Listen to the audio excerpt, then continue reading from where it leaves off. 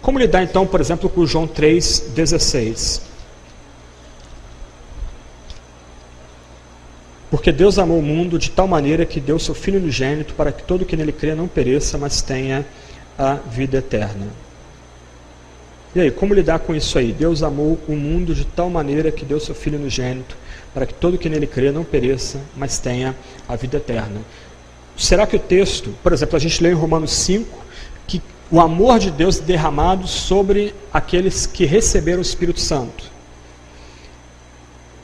Como é que Deus pode amar todo mundo de forma indiscriminada e, do outro lado, a mesma Bíblia ensinar que somente aqueles que creem recebem esse amor divino?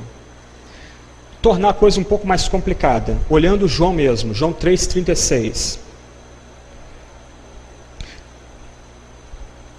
Por isso, quem crê no Filho tem a vida eterna. O que, todavia, se mantém rebelde contra o Filho não verá vida, mas sobre ele permanece, tempo presente, a ira de Deus.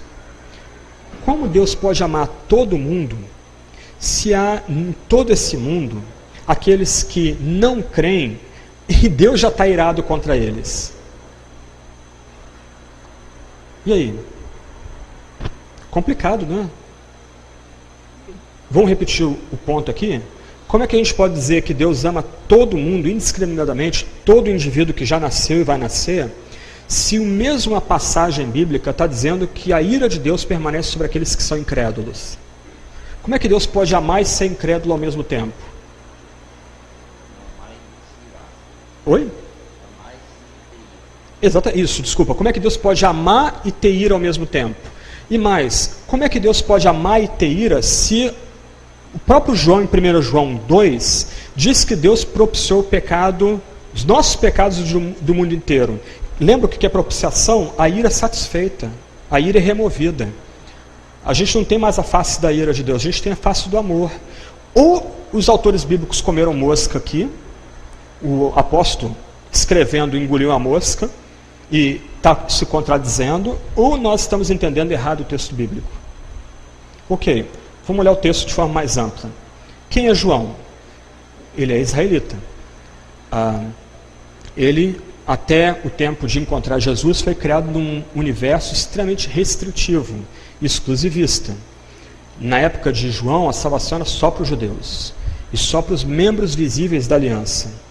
Para ser salvo, lembra de Salmo 100? A pessoa tem que vir para Israel. A pessoa tem que vir para o templo. O gentio era expulso do templo se ele não fizesse os seus pactos, os juramentos e não fosse circuncidado. A pessoa tinha que ser membro de Israel. Só que agora esse homem, João, ele agora é bispo ou presbítero da igreja em Éfeso, na Turquia. Ele está lidando com pessoas que são estranhas ao povo de Israel. Ele está lidando com aquilo que os israelitas chamavam de gentios. O que o apóstolo João quer ensinar para a gente aqui? O apóstolo João quer ensinar que Deus ama, como ele diz em Apocalipse capítulo 7, homens e mulheres de toda raça, tribo, língua e nação. Deus ama homens e mulheres de toda etnia. Esses que são amados por Deus. Esses que são alvos de Deus. E Deus tem prazer em juntar o seu povo, milhares e milhares, uma multidão incontável, de toda língua, tribo e nação. O que o apóstolo está lembrando para nós aqui, quando ele fala de Deus amar o mundo, é que Deus ama toda a categoria de pessoas. Todo tipo de pessoas. E não todas as pessoas indiscriminadamente. Eu não tenho tempo para examinar isso no Novo Testamento, mas a palavra todos do Novo Testamento nunca é empregada para descrever todo tipo de pessoa, todas as pessoas indiscriminadamente. Você depois pode ir examinando o todos, é como a gente muitas vezes usa, de forma coloquial. Vamos ter uma reunião aqui na igreja. Aí o líder pergunta, todos estão presentes? São todos os membros da igreja que estão presentes? São todas as pessoas daquele departamento que estão presentes? São todas as pessoas que foram convidadas que estão presentes? Todo mundo detesta o time X. Será que todo mundo indiscriminadamente detesta aquele time? Quer dizer, nem mesmo nós usamos todo de forma absoluta.